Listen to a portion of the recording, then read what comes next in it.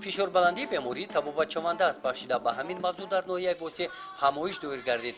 Маркази ташаккули тарзи ҳаёти солим дар ноҳия ки ин чорабиниро доир намуд, оиди бемории фишорбаландӣ ва роҳҳои пешгирии он ба ҳамаи иштирокчиён чунин варақаҳои иттилоотиро тақсим намуданд.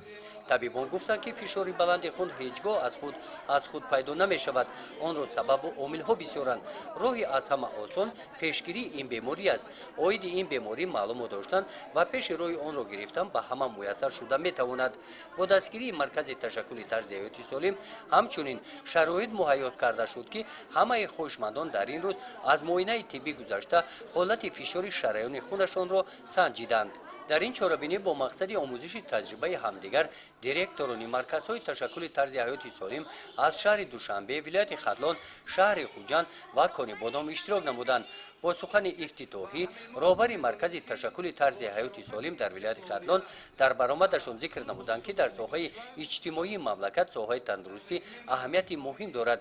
пешгирии беморӣ беҳтар аз табобати он аст. таъкид карда шуд ки роҳи асосии пешгирии бемории фишорбаландӣ ин ҳарчи бештар байни сокинон бурдани корҳои иттилоотӣ мебошад.